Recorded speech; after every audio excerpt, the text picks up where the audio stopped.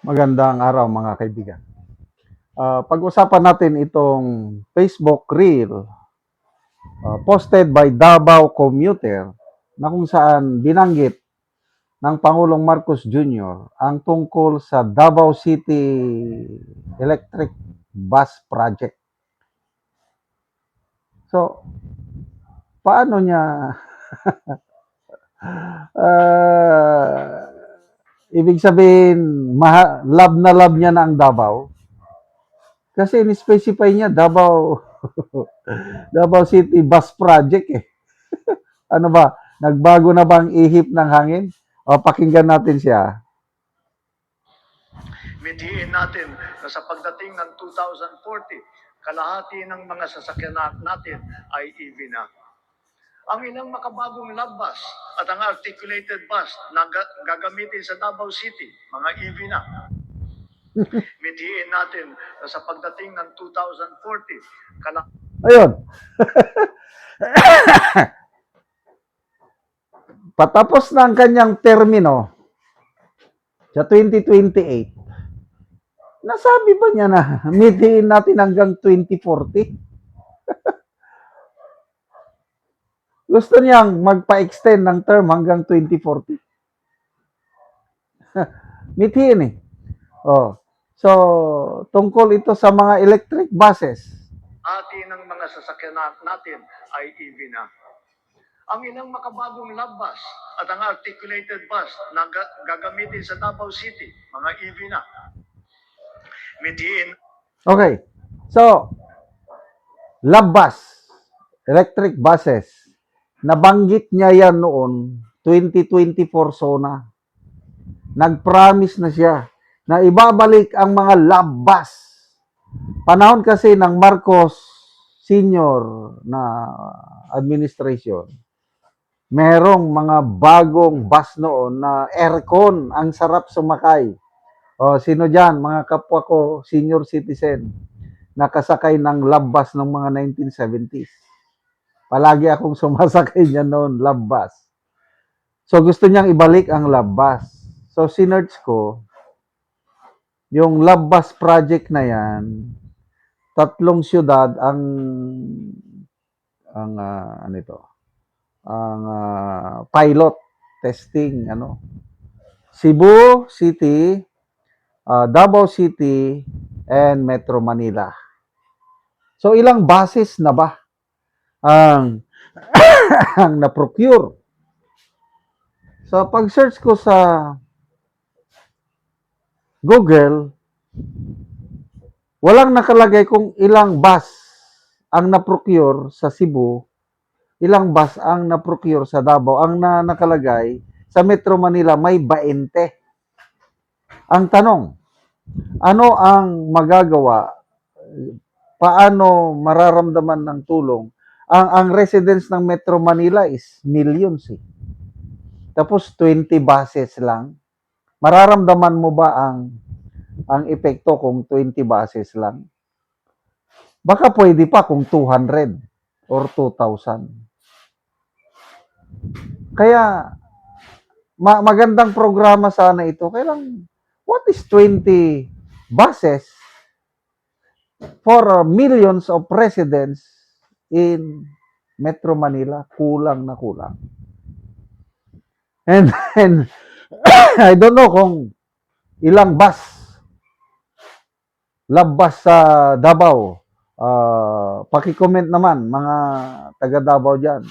Ano itong sinasabi ng Pangulo na love bus daw na? Ang alam ko, ang Davao City Local Government may bumili ng sariling funded by Davao City, 10 electric bus, yung high class talaga. Para kang nasa ibang bansa. Yung 10 nabili na ng Davao City Government at mag-i-expand sila, bibili na naman ng panibagong 20 buses before the end of this year. Yan ang Davao City. O ito. What is the status of Davao City Bus Project funded by the local government? Sabi dito, The 20 additional buses purchased by the Davao City local government are currently in the procurement process with delivery officially targeted by December of 2026. Following the approval of the 1.25 billion supplemental budget in June of 2026, the city government of Davao allocated 200 million strictly for this transport expansion. The 20 new units are low-floor electric-powered buses intended to expand the existing, yan, may 10 na existing 10-unit Davao Interim Bus Service fleet to a total of 30 operational buses. Yan, ang tunay. O, di ba, mas maliit ang Davao kumpara Metro Manila. So, may 10 na sila, dadagdagan ng 20, funded yan by the local city government. Ang national, ilang billion. I think billion is 7.6 billion.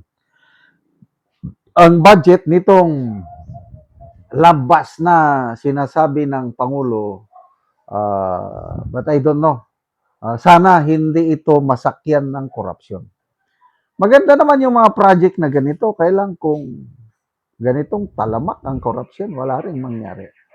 Ang mabuti kasi sa Davao, kung mayroon mang korupsyon, minimal. Maraming nagsasabi, basta nasa Davao ka, yung korupsyon is ayaw na ayaw nila.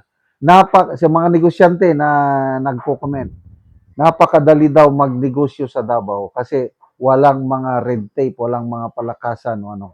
Kaya maraming gustong mag-invest sa Davao because kilalang kilala ang Duterte brand of leadership in governance na halos walang palakasan, walang korupsyon. Dapat ganyan ang mangyari sa buong Pilipinas at mangyari yan sa 2028 pag-upo ni VP Sara Duterte. Salamat mga kaibigan sa inyong pagsubaybay sa channel nito. Nakakatulong kayo ng malaki sa tribong talanding ng Bukidnon dahil ang sweldo natin sa channel na ito is pantulong po sa tribo. Namimigay tayo ng libreng yero at pako para makapagpatayo sila ng mas maayos na tirahan. Panoorin nyo ang video na ito.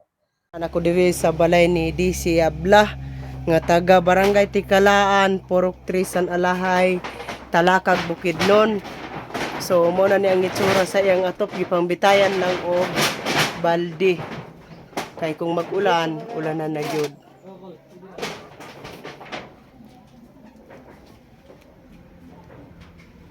Og mo na ni ang gihatag nga yero nga napulo ka di 8. Og mo na ni itsura sa gawas nga bahin sa ilang balay nga nagkakinit na gyud.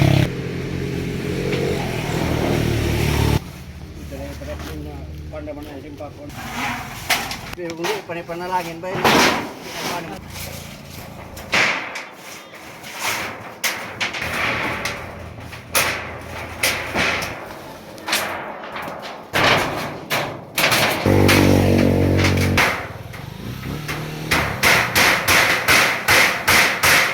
O karon atong makita nga human nagyud sila sa pag-atop sa ginatabang nga yero. Dato pa nagyud nga ilang balay. Mang buntag, salamat kayo labida sa una sa Ginoo og nagpasimuno ani. Salamat kayo kay sa pila ka tuig dili sila ginaang bulay kay dako akong pasalamat sa ila mong tagaan pa sila dagang kusog og mga panglawas para dagan pa sila tawo nga matabangan. Utro na ko salamat sa Ginoo og sa nag-sponsor ani ta nga dagan pa sila tawo nga matabangan. So asa na karon day ang kuan imong mama? At akong mama is gato siya akong pagmangkon. So ikaw lang Ako karon. lang diri nga bantay. Kapasalamat ko nga nani nga organisasyon. Salamat kayo sa Ginoo nga naani nga mga tao nga andam mo tabang. So di na gid mo maulanan. Di na gyud. Oo, so pila na to ka tuig ang inyong balay, inyong atop? Ug dili sa mga hapit na tumog 10 ka tuig. Among salamat kay kinaani nga mag- organisasyon nga Mm. kabot diri sa among barangay. Salamat kayo. Salamat.